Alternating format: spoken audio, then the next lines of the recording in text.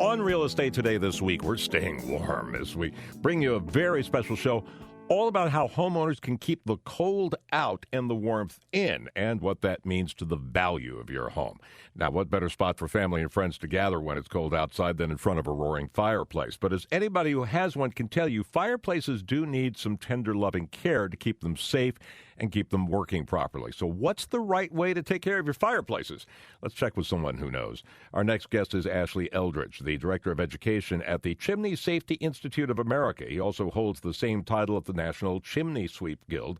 Ashley's been teaching people about chimneys for over 30 years, including fire departments, home inspectors, and insurance adjusters, so he really knows his stuff. Ashley, welcome back to Real Estate Today. How are you? I'm fine, thank you. Just how effective can a fireplace be when it comes to keeping our homes warm and toasty? I mean, can a wood-burning fireplace make a real difference in heating our homes, or does that chimney pull out so much air that it's kind of a losing proposition when you consider just efficiency? Well, I think if you go back to cavemen, they understood that there was some warmth. Unfortunately, that warmth is in the form of infrared radiation. So you can be very hot on one side and cold on the other.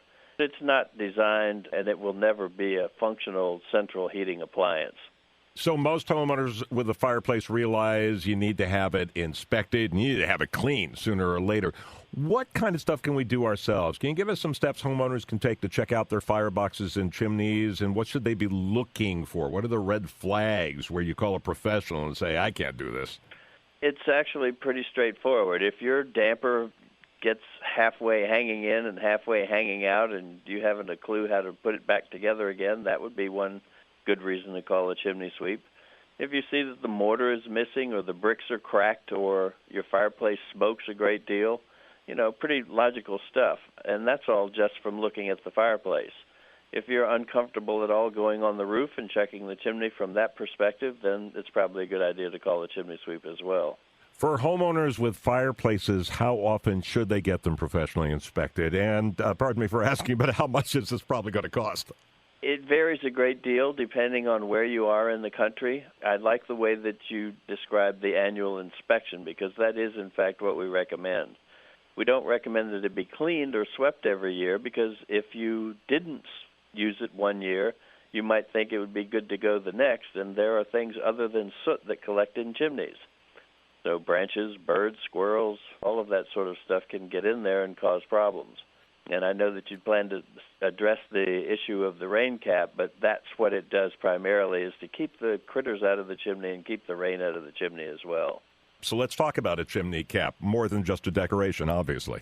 Indeed. It's like a miniature gazebo on the top of your chimney. And it does keep the rain out because of the lid. The lid is larger than the base, and so the rain is diverted and not allowed to enter the interior of the chimney. All the products of combustion tend to be acidic, and particularly a masonry chimney tends to be alkaline. So when you mix the water with the acidic deposits, it attacks the alkaline nature of the masonry chimney and causes it to deteriorate prematurely. And so you may see mortar missing between the joints or even cause some damage to the flue liners themselves as a result of freeze and thaw. As it gets saturated and then freezes, the water expands, and it can cause the chimney to be damaged just from that simple effect. More and more places, because of clean air rules, new homes are being told you can only use a gas fireplace. I've heard the question from people say, okay, I understand if I'm burning wood, then things are going to collect in the chimney. I need to have it cleaned, but they feel if I've got a gas fireplace and you've just got the phony logs in there, nothing is actually being consumed, they feel, well, I don't need to clean the chimney. They right or wrong? They'd be wrong. If you notice, when you look at the gas log set, very often there's carbon collecting on those logs. People tend to fuss with the fireplace. I think that's one of the things that it's just human nature. People like to poke around a wood fire, and they like to readjust the logs in their gas log fireplace.